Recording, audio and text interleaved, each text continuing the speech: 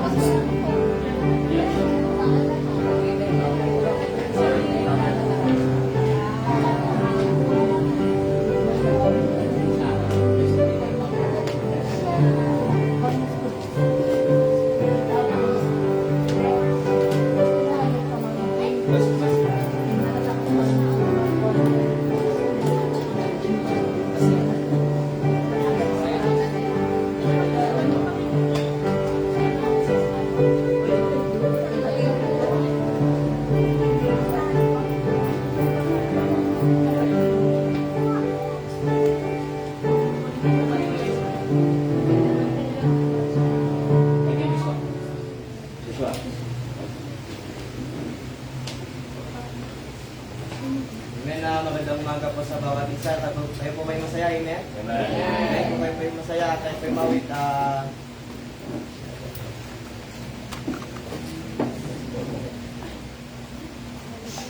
This is the day. This is the day. Receive. This is the day. This is the day that the Lord has made. That the Lord has made. We will rejoice. We will rejoice and be glad in it. And be glad in it. For this is the day that the Lord has made. We will rejoice and be glad in it. This is the day. This is the day that the Lord has made.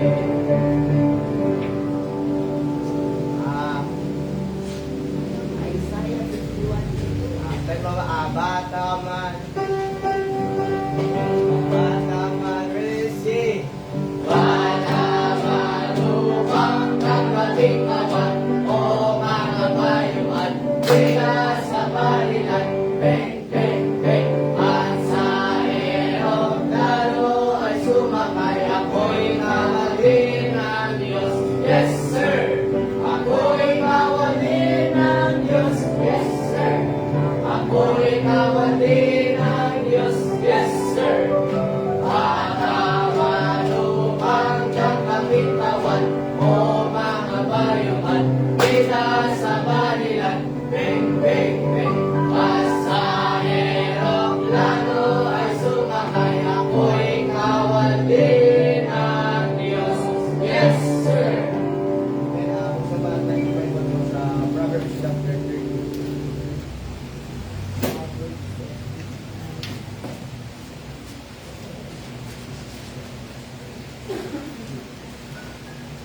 This is the second Saturday of the Good.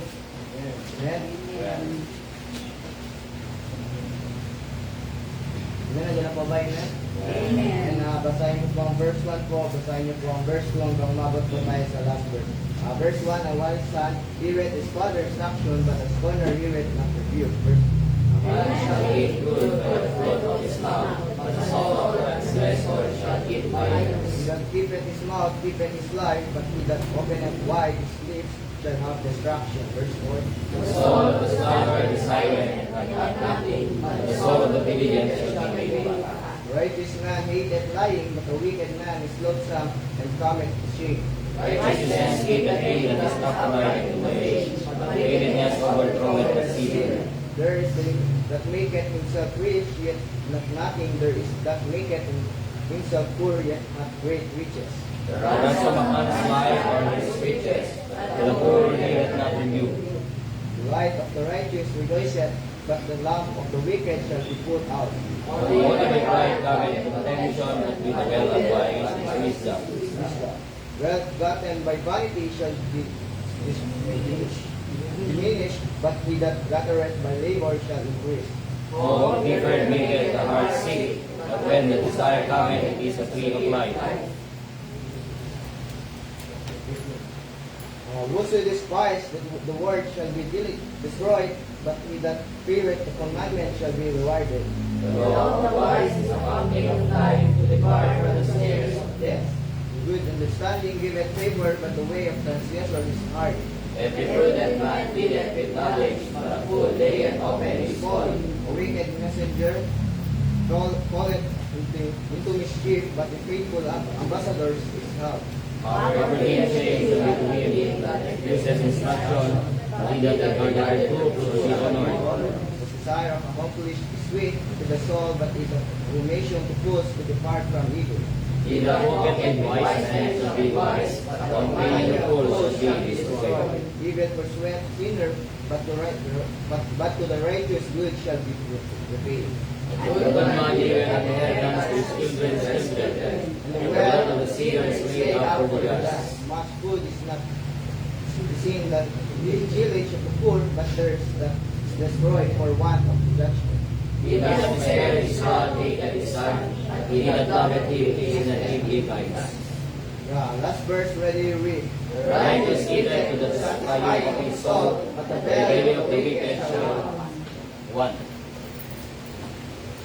Amen. Praise the Lord. Salamat po sa salita ng Diyos ngayong umaga, mga kapatid. At basahin natin ang 22 verse 17. 22 verse 17. 22 verse 17. Sabi po. Okay, dyan na po kayo. Basahin natin ready reading. Bow thine ear and hear the words of the wise. Apply and incline thy heart unto mine knowledge. Bow thine ear. Sabi ng Bible, hear the words of the wise.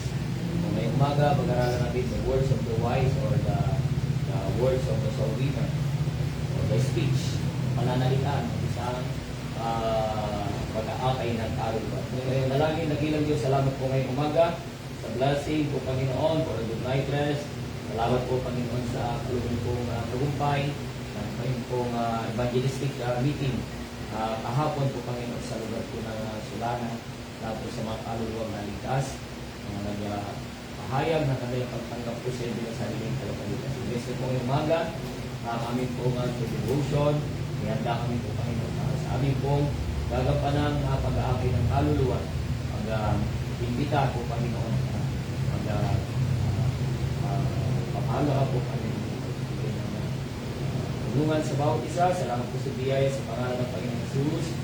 Amen. Kayo po yung mga upo, maraming salamat sa bawat isa. Malaga yung ating pananalita mga kapatid, amen. Kasi yun po yung instrumento, yun po ay kasangkapan po natin mga kapatid para tayo po ay makapag-akay ng kaluluwa. Sabi ko nga po, meron po yung mga hindi nakakapagsalita, yung mga tinatawag na deaf and mute. Pero meron din silang paraan para makapag-akay ng kaluluwa sa kapwa deaf din po. Pero tayo ngayon ay binigyan ng Panginoon ng pananalita. Amen? Tayo po ay binigyan ng mga salita sa ating labi. Pero ano bang uring pananalita dapat meron tayo? Kaya punta natin ang Colossians chapter 2, Colossians chapter 2, or chapter 4, as we say. Colossians chapter 4, tinan niyo po. Tayo po ng Bible po dito sa Colossians chapter 4, verse 6.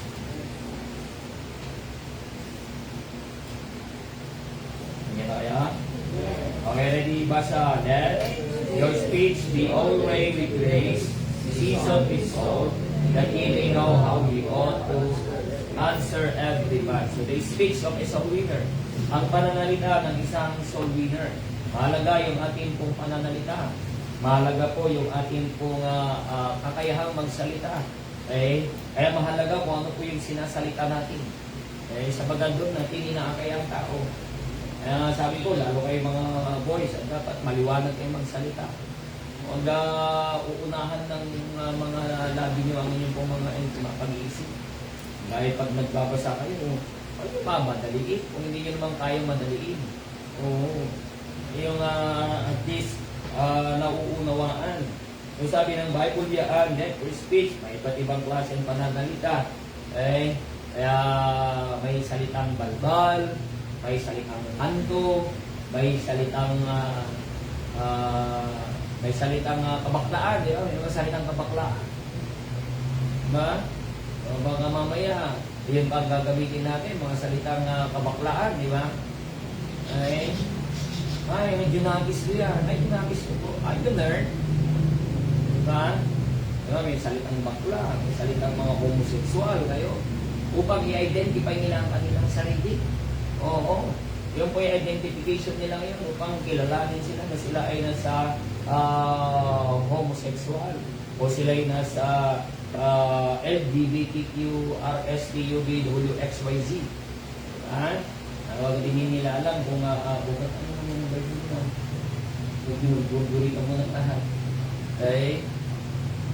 Pero dapat sa atin bilang mga mananampalataya, mapatid, piliin din natin yung mga pananalita na dapat sinasalita natin. Amen? Amen? Kaya sabi ng Bible diyan, number 1, makikita po natin, let your speech be always with grace. Always with grace. Dapat ay laging mayroong sangkap na biyaya ang ating pananalita. Kaya kung tayo po yung nagsasalita, makikita sa atin yung biyaya ng Diyos. Di ba ba? Saan pa tayo naligtas? Di ba sa biyaya ng Panginoon? Amen? For we are saved, sabi ng Bible, for by grace are ye saved through faith. For by grace, sa biyaya ng Diyos, tayo naligtas. Kaya kung tayo ay makapagsalita sa tao sa biyaya ng Diyos, when we speak to them about Christ, about what we are doing it not because we can do it. We are doing it because of the grace of God. Amen? Nagagawa natin dahil sa biyaya ng Panginoon. Okay? Kaya nga yung mga nakakapagpatuloy sa kalooban ng Panginoon ay yung mga abundant sa biyaya ng Diyos. Amen? Yung mga nakaka-appreciate sa biyaya ng Panginoon. Kaya nga kung tayo po ay magsalita, kung tayo po ay magbigay ng mga pananalita, hindi yung pagmamalaki, kundi yung biyaya ng Diyos. Okay? Kasi kung walang biyaya ang Diyos, yabang lang yun, di ba? Amen? Amen? Yabang lang natin yun kung hindi biyaya ng Panginoon. Okay? Kaya kung tayo po ay magpapatotoo sa ating mga pananalita, makita yung biyaya ng Diyos sa atin. Di ba? Makita yung pagkilos ng biyaya ng Diyos sa ating buhay. Na nagagampanan natin, gawa ng kalakasan, may pinagtatalog sa atin ng Diyos, gawa ng biyaya ng Diyos. Hindi, baka tayo po ay i-look out ang iba. Okay? Hindi para sabihin natin na, buti ako, kayo. Hindi, biyaya ng Diyos yan, kapatid, man. Na pinagtatalog sa atin ng Panginoon. Kaya nga, kung tayo po ay makapagsalita, kung tayo po ay mabigyan ng pagkakataon makapagsalita sa iba, mga mahitayan natin sila gawa ng biyaya ng Diyos sa buhay natin. Amen? Hindi yung mayayabangan sila sa atin. Yabang naman yun. Kala mo siya ng pinakamatay. Kala mo siya ng pinakamatay. Di ba? Dapat ang mga nagana sa atin yung biyaya ng Diyos. mahikayat natin sila gawa ng ginagawa ng Diyos sa buhay natin, hindi dahil sa ginagawa natin kapatid. Amen? Amen? Amen? Kaya nga, sabi ko, ang hikayatin natin, hindi lang mga nasa alabas, kundi mga nasa loob. Kaya mga nasa loob. Maging sa ating pong kongregasyon at mga kapatiran, mga kapatid, alam niyo po nandyan sila. Pero may mga tao diyan na kung saan nag-aantay lang sila ng magtatapit din sa kanila. Oo. Nag-aantay lang sila ng magtatapit sa kanila, mag-i-encourage sa kanila. Diba? Mag-i-kayat sa kanila. Kung makita nila ang biyaya ng Diyos sa buhay niyo, ay ganun din sila yung magkakaroon ng interest. Sabi ko nung ako po ay galing sa backsliding stage. Ako po ay first time na naimbitahan ko sa CDB sa San Pedro, February 2008. At ako ay namangha talaga doon. Kapagkat hindi naman ako used sa ganung uri ng pagpanambang baptist. At kami nagadaanan ko ng simbahan doon. Dati luma pa yun, yung nakalagay pa yung million lights. Ano yung million lights? Ano yung million lights? So yung pa yung nakalagay na ako nila noon, yung lumang mga ginagamit sa mga establishment. Yung umiilaw paggabi, lights. Yung lights, mga kinaporte sa letra. So Christian Bible, mga Christians. Kikita ko yung mga baptist. Kasi hindi ko makamaniwala na ganun malalaking baptist. Kasi kinabisnan ko ng baptist, liliit lang, membro 20. Ganun lang, hindi ako makapaniwala. 2005 pa ako nasa Lamunan. Pero 2008 pa ako na kami. Pero nagdaan-daan. Okay? Kaya nung nakapunta ako doon, nakadalo ko doon, nakita ko yung biyaya ng Diyos. At merong nagsalita, isang police officer. I think, sa pong general ko yun. Mas-speaker ko ka na, dahil ako din. Hindi ko na matandaan kung sino. Pero merong nag-testify. Isang opisyal ng police, mga general, mga colonel, gano'n yun. Alam mo yun, mga kapatid. Nakita ko yung biyaya din sa buhay. Sabi ko, biyaya. Kung ito, general na, nakakapagsalita ng biyaya ng Diyos ako, wala naman akong posisyon tulad niya, pero bakit? Hindi pa ako pwedeng gamitin niya. Nakanya yun. Sabi ko, nagpapatutuo siya kung paano siya ngayon ginagamit, paano siya nagpapasalamat sa Diyos. And here am I, sabi ko, wala akong ginagawa para sa Panginoon. Kung siya nga may position na siya, mayroon na siya may pagmamalaki. Yan yung nasa isip ko, sa puso. Kung siya nga mayroon ng ipagmamalaki, pambira na sa simbahan niya, nagpapatuto sa biyaya ng Panginoon. That really instructs me. Sabi ko, Panginoon, salamat.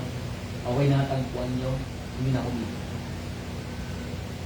Kaya gano'n dapat tayo mga kapatid, ay dapat ang mga tao din na makakita, makarinig sa ating mga pananalita, ay dapat sila ay mahikaya, gawa ng biyaya ng Diyos sa buhay natin. Amen? Okay? Gawa ng pagkilos ng Diyos sa buhay natin, kapatid. Ang sabi ko may mga tao na naupo sa simbahan, kapatid, that they is really wanting to be top. Okay? Dalawa kami na ako. Okay, mga young people, sabi ko. Hindi kayo makapag-intali sa kapwa nyo young people. Dapat kayo makakaabot yan. You can top, then, bumiyan, Brad, dalawa ka ako. Diba? Sama ka mamaya. Sama ka sa sulbi. Sama ka sa prayer meeting. Gawin ka. Hindi naghiya kasi ako. Okay lang yan. Alam mo ba ganyan din ako dati? Ganyan din ako dati.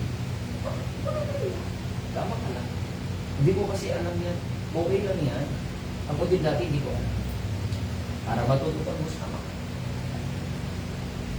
Amen? Yan po'y biyaya ng Diyos.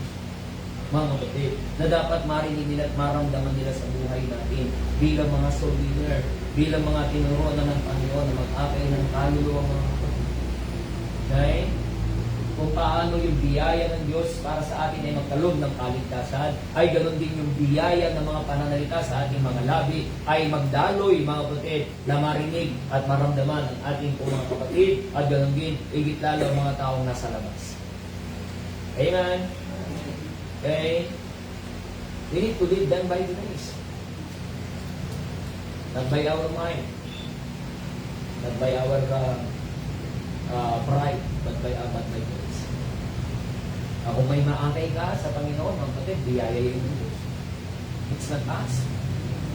Diba? Hindi tayo. Kundi yung biyaya ng Diyos na pinayagan natin gumawa sa buhay ng Diyos. Kaya pupurihin natin ang Diyos, amen? Pupurihin natin ang Panginoon. Okay? You know what? Sabi mo nga po, praise the Lord, nandiyan na kayo. Pero merong pinaka-mabiyaya na ngayon, dapat kayo na yun, di po ba? Amen? Amen? Dapat kayo na yun eh. Kasi mas marami na kayo mga salita ng Diyos na napapakinggan talaga.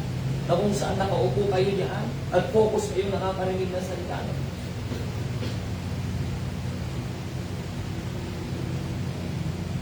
Kaya, last Sunday, last Sunday ba yun?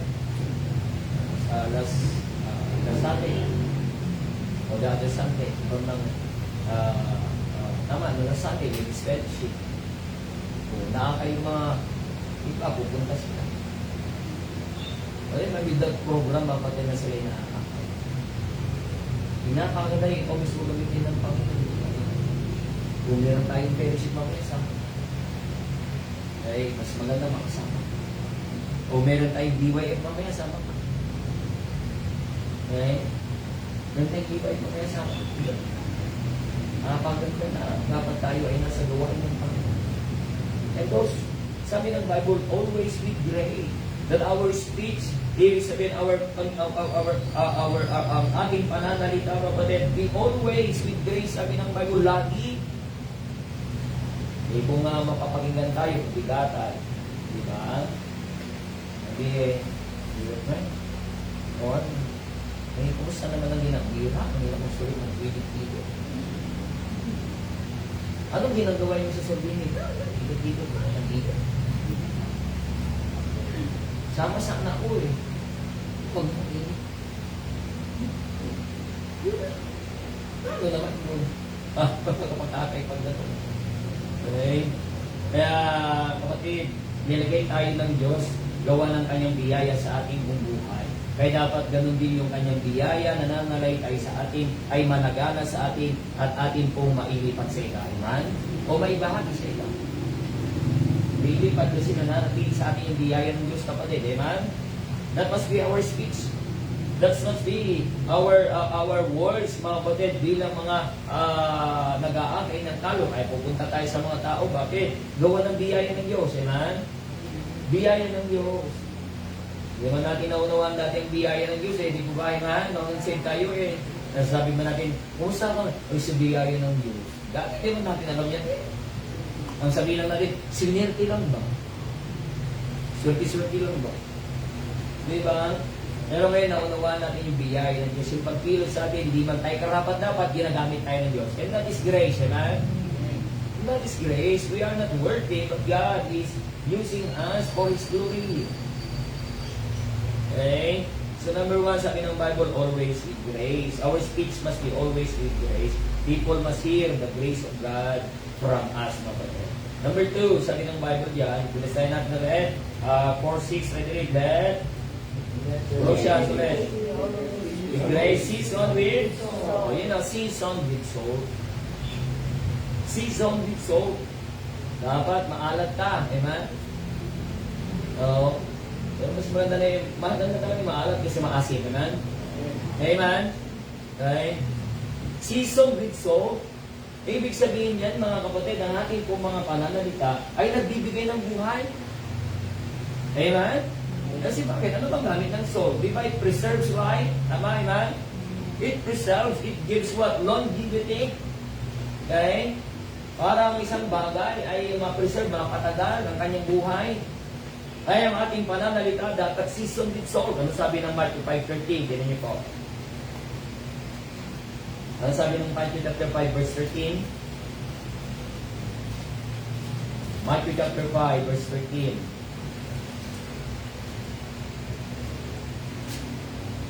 Okay, ready? Basa. Ye are the salt of the earth, but if the salt have lost its savor, wherewith shall it be salted? It is henceforth good for nothing, but to be cast out and to be trodden under foot of men. Sabi ng Bible, ye are the salt of the earth. Tayo Sabi ng Bible ay salt of the earth. Tayo ay asin ng sanlibutan. Anong gamit ng asin? Tayo po ay nagbibigay ng preservation, ng protection. Ano bang gamit ng asin? Para nagbigay ng... Ano gamit ng asin? Magbibigay ng lasa, ng alat. Eh kung ang asin wala ng alat, wala ng... O gaya yan, no? O.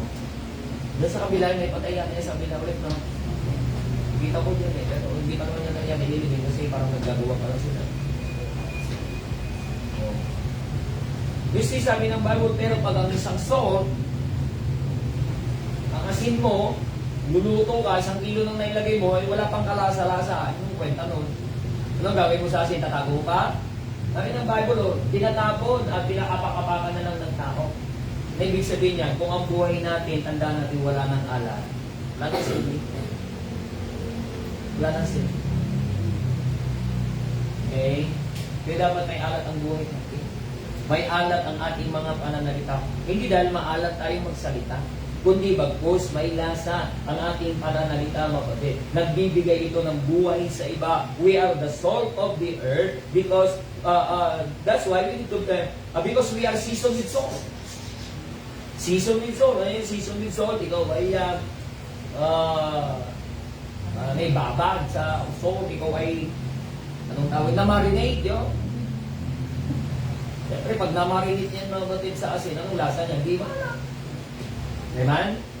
Dapat may lasa ang buhay natin. May lasa ang ating pananalita, mga kapatid. Nagbibigay ito, mga batid, ng lasa sa buhay ng nagbibigay ng buhay. Nagbibigay ng ningning, mga batid. Nagbibigay ng pag-asa sa mga taong walang pag-asa. Ha? Okay? Our speech must be seasoned with salt. Hindi yung walang kalatoy-latoy. Ano sa kayo? Kaliboy naman, iyak mo naman. Alam mo ba, pwede mo ba iyak? Oo, sabi ng Bible, ay makasalaman Diyos ako. Sabi ng Bible, isang tanggalin tanggalin. Walang kalatoy-latoy. Diba? Bigyan mo naman ng buhay, kapatid, kasi buhay ang salita ng Diyos natin, eh, ha? Yes. Oo, bigyan po ng pakiramdam talaga. No ba, may impyerno? Ayaw ng Diyos ko ang impyerno. Ayaw ko ng Diyos ko. Ayaw ng Diyos, ako'y pupunta ng impyerno. Ayaw din ng Diyos pupunta kayo ng impyerno ng isa. Gusto niya salamat tayo. Salamat. Siya ang gumawa ng bumabas Jesus. Wala mo ng kalatoy-latoy. Para lang nagtapas din. Alam niyo ba kayo po yung makasalanan? Ang sabi ng Bible ng buhay ng kasalanan may kamatayan. Handang kamatayan, may kamatayan sa apoy ng impyerno. Ayaw ng Diyos na kayo pupunta ng impyerno, ibigay niya ang ating Panginoong Yeso Cristo. Magsabi kayo ng amin. Di ba? Parang zombie, ayun. Yung mga zombie, wala man ng monoton, walang kabuhay-buhay. Dapat, pananalita, may dynamic din. Ay, hindi naman natin sila inakay, mga kapatid. Tandaan natin sa paraan ng ating pananalita. It's always the gospel, amen? But because the gospel is alive, the gospel gives life, mga kapatid, the one that is sharing must have life, amen? Kaya ang season with so may buhay. Paano na maniniwala ang tao? Kayo ba tiyak nyo ng lahat? Papuputi ako po na. Mukha mo papuntang impyerno? Paano naman maniniwala? Palagit ka. Pero mukhang papuntang impyerno. Ay, naku pa ginawa. Pero niyo po, gusto nyo sa langit po kayo. Salamat sa Panginoon. Sa biyaya ng Diyos, alam ko, pag ako'y namatay, sa langit ako pumunta. Kayo din, gusto ng Diyos matiyak. Paano niyo po matiyak? Aminin niyo muna na kayo din ako siya.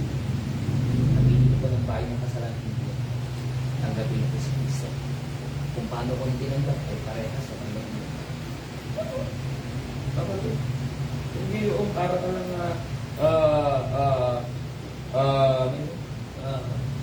ayun ang ginamit. Dapat modulated yung boses natin. Eh siyempre, pag marami kang kausap ka, medyo lalakasan. Pero kung mag-isa lang po. Alam mo ba, kung yung mga kasalanan, sabi ng Biblia, ang kabayaran ng kasalanan kamatayan. Sir, alam niyo po yun? Ba't mo ako sinisiguan? Hindi ko. Para marinig nyo. Ano ba? Modulated. Bata ang kausap, sabi ko nga po sa inyo, may lasang pambata din yung pananamita mo. Ano ngayon, man? Dapat na ibabagay din naman natin yung ating pananalita ayon sa lasa ng ating kausap. Okay? Ano yan? Pag-sisibak ng kahoy. Tapos sabihin, sir, pag kayo ba'y namatay, tiyak nyo ng langit. Ba't ikaw munang sisibakin yan? Ano sabi mo? Diba? Kita mo naman yung kanyang kalalagayan. Okay? Sir, mangyayari ko huwag antalain kayo sa hindi. Oo. Kaya sabi ko, huwag natin tatanungin sila kung pwede. Kasi sabihin niya sigurado hindi pwede. Pwede po ba ako mag-share? Huwag mo mag-share. Huwag mo sabihin agad. Tatanungin kung pwede. The authority dapat tayo. Sir, mag-share lang po ako sa inyo saglit ng salita ng Diyos. 5 minutes lang po ito. Ako po si Ken, ng Christian Bible Baptist Church po. Ano pong pangalan po nila? Joke ka no? Pasa-pasa kagli. Ano pong pangalan po ninyo? Sige po. Hindi ko po masasabi po ngayon, pero may isang dakilang pangalan na gusto ko ipakilala sa inyo mula sa Bible. Dapat marunong ka talaga ipasok mga kapatid ang ating pananalita doon sa tao. Okay? Para makuha natin, kasi kailangan natin yung attention nila. Kailangan natin yung attention nila. Ang sayang ang salita ng Diyos. Kasi may mga tao hindi interesado. Ang sabi ng Bible, huwag mong ibigay ang perlas sa baboy. Na yan? Huwag mong ibigay ang perlas sa baboy kasi yuyurak-yurakan niya lang. Isa ng Biblia. Ang salita ng Diyos perlas. Ibig sabihin kung hindi naman interesado, maaaring hindi po kayo interesado, Sir Ma'am, pero may bigay ko sa inyo, hindi mo ba sa basa? Ano, hindi ka pinapansin, hindi naman nakikinig, wala na. Meron akong hindi babasahin ko sa inyo, ibasa nyo na. Kung hindi po kayo interesado po ngayon, pero yung pinakamahal. Patungkol sa katiyakan ko. Mas decision with soul. Hindi ka naghahanap ng kaaway, kapatid, amen? Hindi na naghahanap ng kadibate, kapatid, amen? Tayo pa'y naghahanap ng mga kaluluwang maliligtas, amen? Kaya ang dala-dala natin ay alat ng salita ng Diyos to give them life, to preserve them, mga kapatid, from the wrath to come, to preserve them from a sinful life, to preserve them, mga kapatid, from corruption. So number 1, our speech must be always with grace and seasoned with salt. Kaya dapat alam po natin mga kapatid, natin pangin ang kalalagay maging ng ating kausap mga kapatid. Amen? Oo. Kaya alam natin ipasok mga kapatid yung approach ng ating pagbabahay. And lastly, sa atin ng Bible, balikan natin sa Colossians 4:6. Colossians 4:6, sa atin ng Bible dyan. Okay, ready ba sa let? Be always with grace, seasoned with salt, that ye may know how you ought to answer every man. You see that? How you ought to answer every man. Number 3, provides answer. Our speech must provide answer. Nagbibigay ng sagot. Hindi nag-iiwan ng tanong. Ano ibig sabihin yan? Dapat maliwanag na naibabahagi natin kapatid. Amen? Hindi yung sinasabi mo pagdududahan ka. Ay yung mga salita kasi bakit? Bali-baliko at halo-halo. Gaya yung nag-preach doon sa funeral service na Sister Joy. Ayos naman yung mensahe niya. Nasa Bible naman talaga lang yung sinasabi niya eh. Kaso nga lang, lahok-lahok.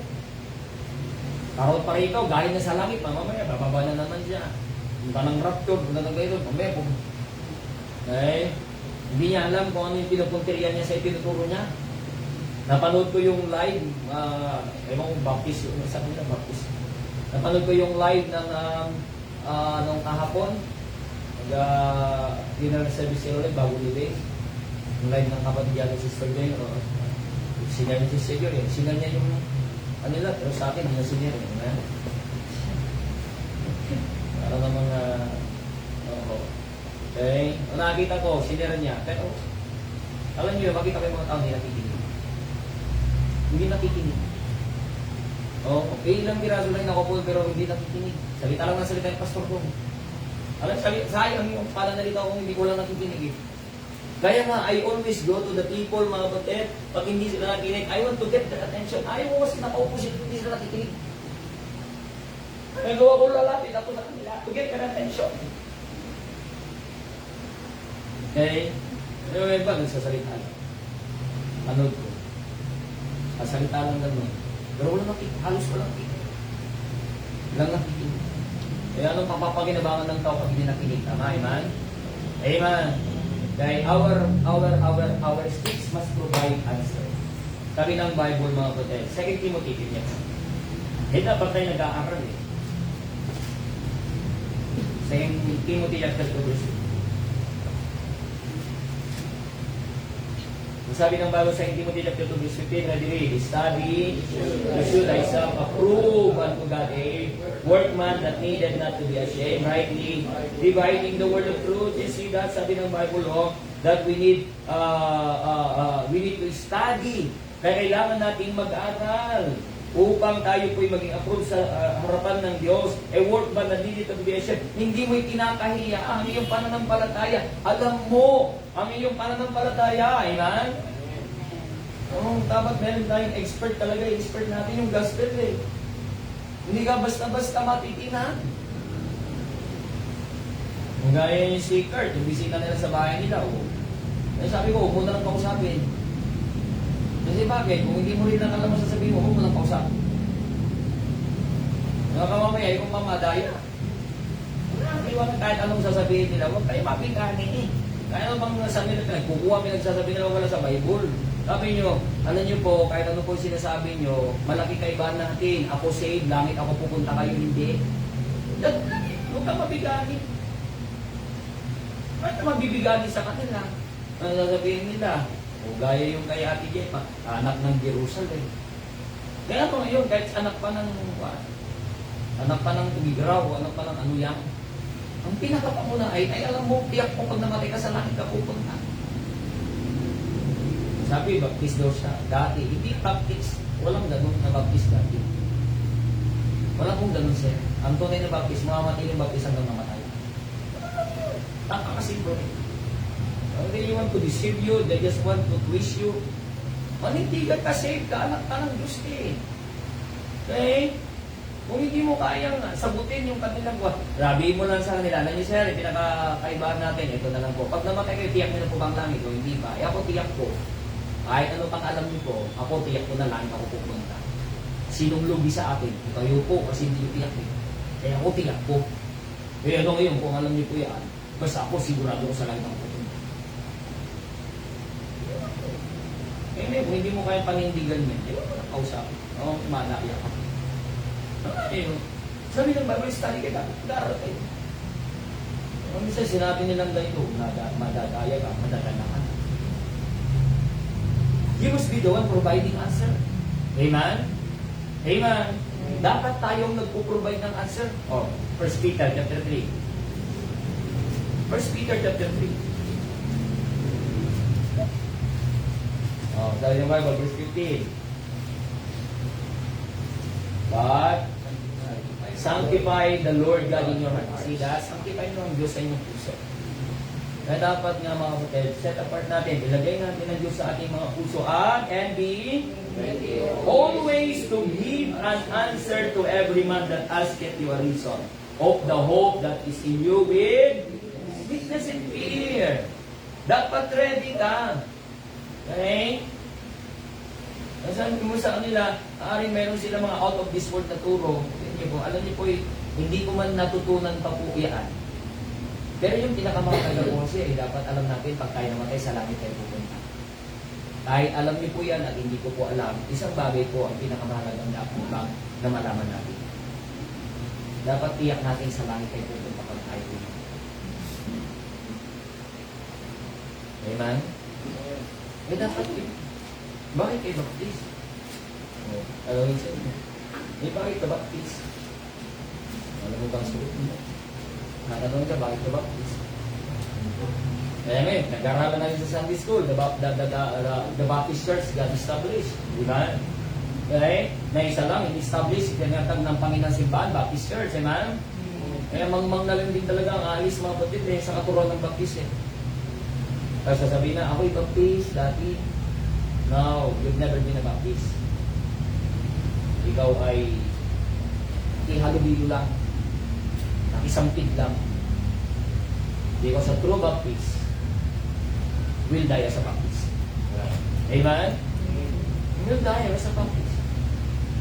Kaya nga ang ating pananalita ay dapat nagbibigay ng tubod, ng sagot, mga kapatid, sa tanong ko na. Okay? Na siyempre ang unang tanong na kailangan matugunan po natin sa kanilang puso at isipan, yung katiyakan ng langit. Kaya dapat maliwanag na ibabahagi natin yung katiyakan ng langit. Amen? Amen? Okay? Maliwanag na ibabahagi natin sa kanila at kailangan natin simpan. Okay, dapat alam nyo na rin po na makapag-deal ng baptism. O, we don't assume, kaya meron tayong mga dadalo po dito, mabutid, kahit baptist na sila, pinakausap pa rin natin kasi we don't want to to lose that opportunity. Dinala na sila ng Panginoon dito eh. Kasi hindi naman lahat ng mga nag-baptist talaga ay saved eh. Amen? Amen? Hindi lahat. Si Judas na, mabutid, nag-baptist din siya, pero unsaved siya. So we just want to make sure, mga kapatid, na sila ay tunay na makatiyak ng langit at ma-check natin yung kanilang salvation. Are they really saved? Okay? Are they really saved? O yan si Faith. Okay? O, meron naman siyang baptist, wala pang maliit na bata, o may dinadalo na doon sa kanila. Pero hindi maliwanag sa kanyang salvation. Bakit may mga simbang baptist na mayroon pong hindi maliwanag sa kanyang salvation? How I wish, mga kapatid, sa ating kalipunan ay wala. How I wish. Pero hindi ko alam, kapatid. Malay ko, mga dumadalo dito ay meron pang unsay. Kaya nga, from time to time, mga kapatid, binabalikan ko yung gospel upang doon sumilang sa kanila yung kaligtasan, mga kapatid. Amen? Amen? Kasi hindi yung pagdalo sa simbahan na magbibigay ng kaligtasan, kundi yung pagdulog kay Kristo bilang kanilang sariling tagapagligtas na mga. Amen? Amen? Kung kayo biligtas, amen? You really sure, 100%. Kaya every time may gospel preaching, mga kapatid, sa atin dito, kaya every preaching na aking pong pinipreach, mga kapatid, nakakita niyo po nandun lagi, mga kapatid, yung biyaya ng Diyos na nais kong may pakita na si Kristo'y naparito sa ating mga kasalanan. Ulit-ulit po yun, mga kapatid. Kasi I don't want to assume, may mga dadalo, may mga bisita. Kaya maging mga matagal nang dumalot, mga kapatid, o kasi sila. Check ko lang. Yung tanongin mo, ay nakadalo ka na dati? Ay, ganun ba? O sige, ba't ka na? No! Check it! So, naunawaan mo ba bakit kayo dumalo dati? Oo. O ano pong sinare ko sa inyo? O tiyak na po ba sa lahat ng nagpupon mo? Babalik mo. Babalik natin mo. Si Jesus naman, hindi ko ba meron siyang bulag na tinagaling? O sabi ng Panginoon, ano nakikita mo? Nakikita ko ng mga na punong kahoy na naglalakad na parang tao. O di malabo pa. Malabo pa. O inulit ng Panginoon. O siyang kanyang mata. O ano nakikita mo na? O maliwanag ko, mga taong naglalakad. O una malabo sa kanya. Si Jesus na yun na. O inulit niya ulit. O ayun. Yan talaga yun. Kaya maging siya, inashare na natin sa area, dadalhin dito sa church, share pa rin natin sila. To review them, mga batid, man. Kasi tandaan po natin, may apat na klaseng puso nga, di po ba? Yung isa heart, na tinanggap, inagaw ng Diablo, nandun pa lang po siya. O di ba makita mo minsan, mga tao, napuntahan mo, ang ganda-ganda naman ng approach, binalikan mo, para bang sinapian na ng Diablo. Di ba? Tatago na siya, ayaw ka na niyang kausap, samantalang ako na nakausap mo, ang approachable naman siya. O pwede ba ka ng Bible study? Nung binalikan mo na siya, parang di ba? Sinapian na naman, gablika. Pero tumanggap naman siya. Kasi nga, apat ang puso eh. Wayside, o kinain ng Diablo. Stony heart, thorny heart, tapos good ground. Pero lahat ng klaseng puso niyo, kapatid, pwede maligtasin, ha? Sabat sa Diyos walang imposible. Kaya, be ready always to give an answer. Kaya yung tatanungin ka pa lang, kapatid, saan ka pupunta? Sa Sorwini. Linggo, saan ka pupunta? Sisimba ko. Hindi ka po, sama ka po. Kayo mga kabataan, nag-aaral, dapat alam nila talaga na kayo Kristiyano, mga baptist eh. Huwag lang basta Kristiyano. Kundi dapat Kristiyano baptist, amen? Because Baptist Christianity is a branded Christianity. We don't say that only Baptist is Christian, okay? Are Christians.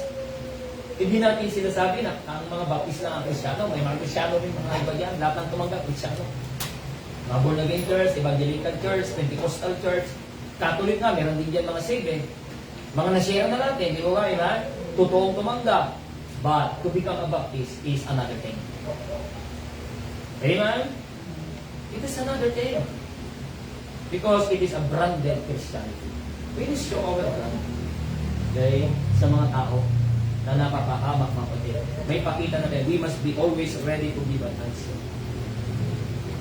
Okay? Hindi ka na lagi isang araw dahil natutukan ng mga kapatid na pwede nyo magpuntahan si ganito, share nyo si ganito. Ikaw na mismo kapatid. Ikaw na mismo magbabahagi. Sabagat natuto ka na. Kaya nakapakinig ka na. May biyaya ng Diyos sa iyo. Inasinan ka na. Dapat may alat ka na. Amen? Amen? Okay? Kaya dapat nakakapagbigay na tayo ng tugon sa tao. Ng sagot sa tao. Alam na nila ang pag-asa natin kapatid. To give an answer to them that asketh you a reason of the hope that is in you with meekness, sabi ng Bible, and fear. Nung may pagpapakumbaba, hindi natin pagmamalaki.